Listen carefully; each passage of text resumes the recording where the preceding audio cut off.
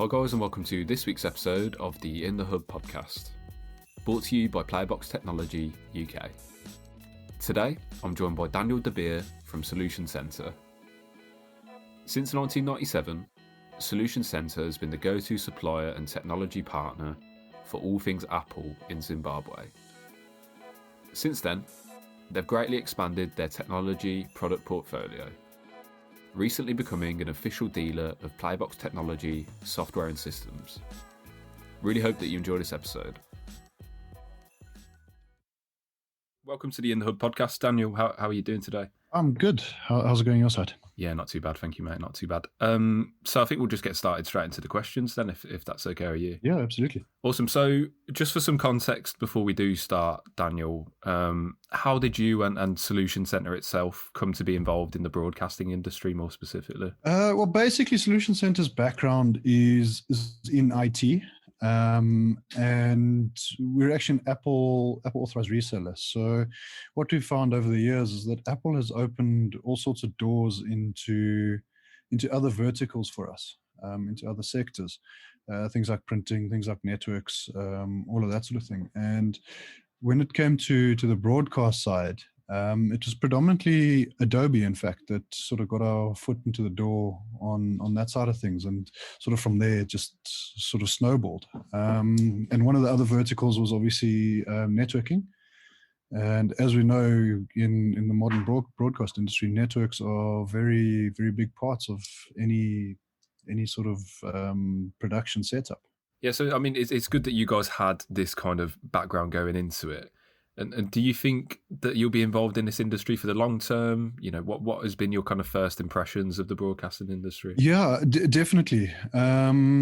We intending to be in the industry for as long as possible, and probably indefinitely. And it's been really great to learn and watch how the industry itself is evolving.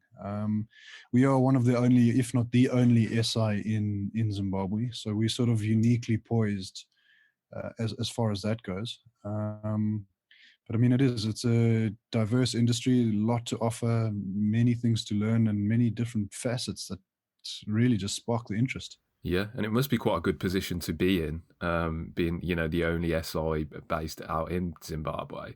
Almost like you've just been chucked straight in at the deep end, isn't it, basically? It is, in a way. It's yeah, it's nice in some ways, but it's also a bit difficult because we no longer compared with sort of local or regional SIs. We now thrust onto an international stage. So we compared with the sort of big players internationally, not just sort of regionally. So it's keeps us on our toes. I can imagine it's very fast paced at the moment. Exactly, yeah. So what is the background of Solution Centre, and what solutions did you guys typically provide? Basically, the Apple side of things has sort of launched us into the tech and IT space. I mean, we've deployed quite a few networks into schools, corporates, banks, that sort of thing.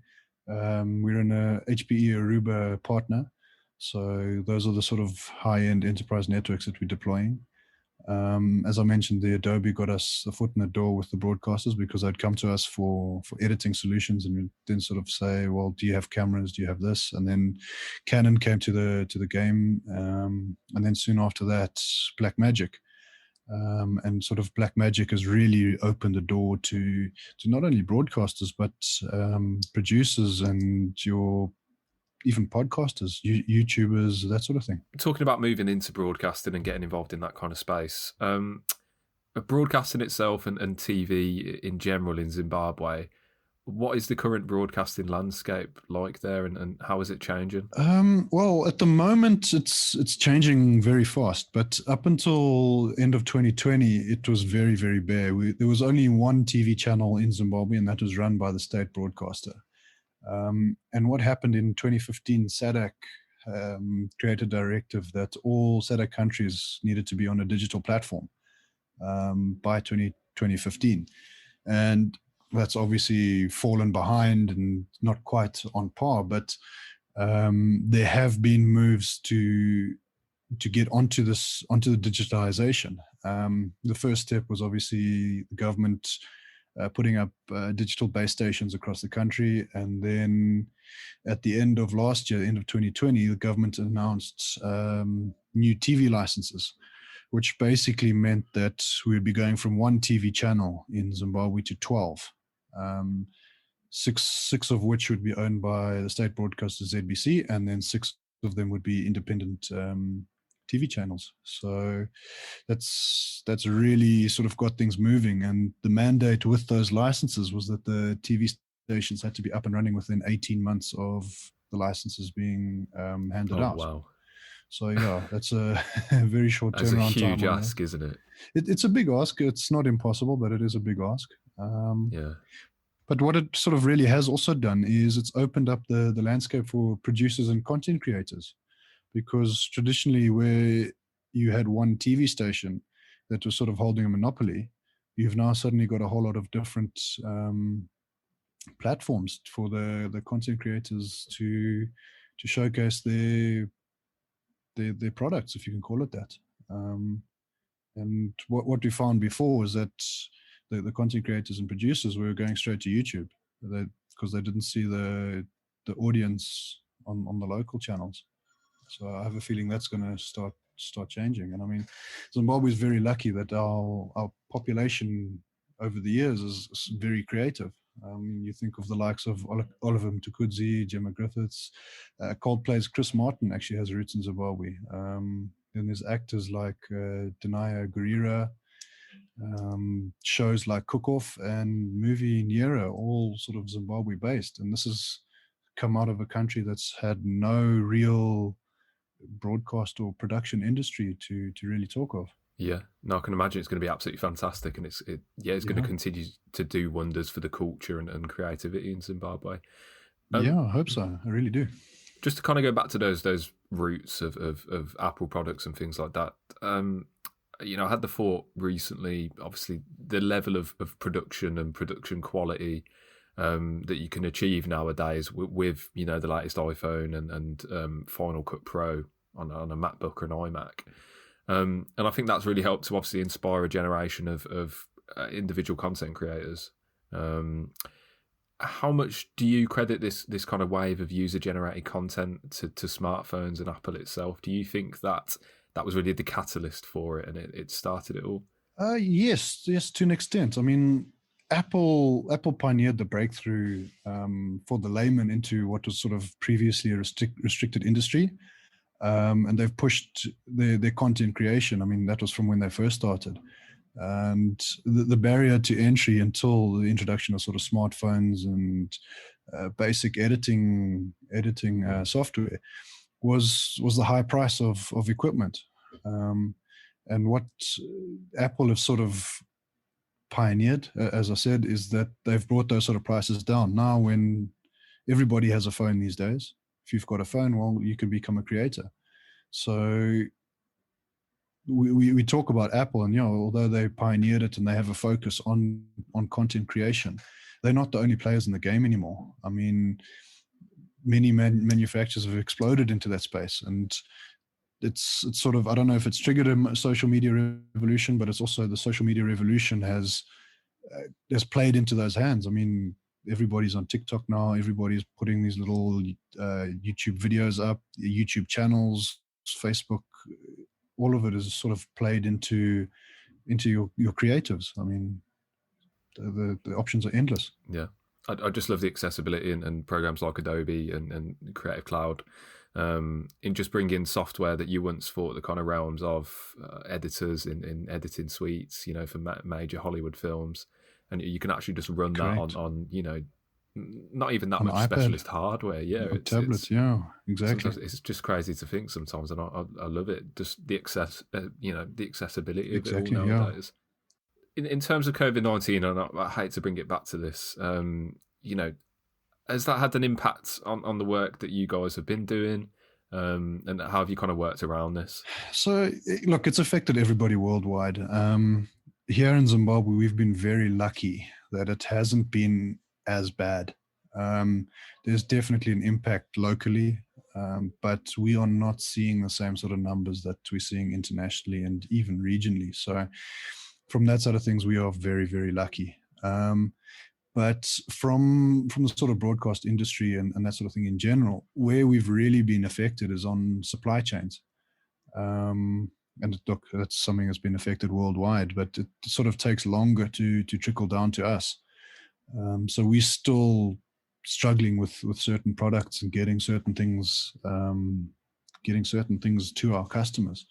But I mean, the other thing that we've noticed is projects that were ready to go suddenly sort of offset by months, years even, because of the impact. But at the same time, it's created a higher demand for, I mean, your entry level streaming equipment. Again, we're going to your content creators, your streamers, your social media influencers. Suddenly, there's been an absolute boom in that sort of level of the industry. So, I mean, in a nutshell, it's changed the environment, but it certainly hasn't broken it. Yes, 100%. And in terms of going forwards now from COVID-19, what does the future hold for Solution Centre? What can you see in the future? Well, for us, it's very difficult to look too far into the future. I mean, we've got such fluid economic conditions and political conditions here that to plan too far into the future can almost be detrimental. Obviously, we have to look into the future and have some sort of a plan as to what we want to do. But we're certainly looking to be around for a very, very long time. We want to be here for our customers. I mean, we've been here for a long time. We've been through the good times. We've been through the bad. So we sort of feel that if we can carry on with that, we can sort of really create a name for ourselves in the space. I mean, we've come through many, many challenges over the years, many depressions, many ups, many downs. And I mean, you could almost say that work experience from anybody in Zimbabwe is worth 3 times that in any other environment. So Yeah. it's almost about sort of climatizing to find the correct solutions and fix the problems as they present themselves. Yeah. So we've sort of been conditioned to be able to roll with the punches. Yeah, and I've got every hope for you guys, especially within broadcasting as well. And I can't wait to see what you guys get up to in that space. Yeah, we're very excited ourselves, because it is such an exciting time in Zimbabwe itself as well, isn't it? For broadcasting and broadcasters. Yeah, it really is. And I'd be really interested to get your perspective on this, Daniel, being a relative newcomer to broadcasting and that kind of industry. Definitely, from outside in, if you could sum it up in one word, what would you envision for the future of the broadcasting industry? And there's no wrong answer to this. It's well, it's very difficult to describe the industry in one word. I mean, in a phrase, I'd say it's a bit like a roller coaster ride, a lot of ups and downs. Yeah, definitely. But then, if I was to give you a word, and we've used the word a few times already, I'd say it's exciting. Yeah. That would be the best way to describe it. I think that's literally all you need to say. I think it's one day to the next. It's never the same, is it? Exactly. And change itself is really exciting. If you're someone who more embraces change rather than being apprehensive of it and scared of it, I think this could well be the industry for you and technology in general, really, isn't it? Yeah, no, exactly. You never know what's around the corner. Well, yeah, 100%. Technology is constantly changing, and the things that you can do with less is sort of it's picking up. I mean, it's almost getting scary now, isn't it? It is, yeah. Yeah, it is. So just to finish on then, Daniel, and thank you for obviously taking the time out today. Are there any exciting plans in the pipeline for Solution Centre that you can talk to us about today? Yeah, well, I can say that we're working with a couple of the new TV stations. We're actually hoping that with these TV stations, we can deploy a playbox solution for them. And hopefully it shouldn't be in the distant future. I mean, the 18 months is sort of ticking down now. So we're getting to that stage where we can start saying, right, guys, what can we put in for you? On a more sort of closer to home for Solution Centre itself, we're actually building a small demo studio at our offices here. So that'll be used to showcase products, solutions, so that if someone comes and says, okay, well, this is what we're looking at, we can actually give them something tangible to look at and to feel and get an idea of. And yeah, again, we've had to be a bit creative with it, and we've sort of created the studio in a shipping container. That's brilliant. I don't know what it is about retail locations within shipping containers, but I'm almost drawn to them for some odd reason. It's almost like I look at that and think that's a brilliant idea. That's a great concept. Yeah, so we've created our training room and demo studios out of the shipping containers. So that's quite cool. And then, sort of as a follow on to the demo studio, we're going to create a YouTube channel. So that'll be coming. We're busy creating content and building that up to create that YouTube channel that people can sort of visit and have a look at. And how can people get in touch with you directly or Solution Center if they want to chat? Yeah, they can contact me at Solution Center, no problem. But I mean, we're on all on social media platforms, Instagram, Facebook, contactable on WhatsApp, email, phone numbers. All of that can be found on our website, solutioncenter.co.zw. And then, as I mentioned, the YouTube channel coming soon. Brilliant. Yep. So we'll link to your website in the description for the podcast as well, Daniel. So fantastic. Anyone on Spotify, Apple Music, head to the description. You can find the website there. So Daniel, I think that's everything I had for you today. Thank you again for coming on and answering the questions today. We really do appreciate it. Absolute pleasure. Thank you for having me. Brilliant. Thank you very much then, Daniel. Cool. Thanks, man.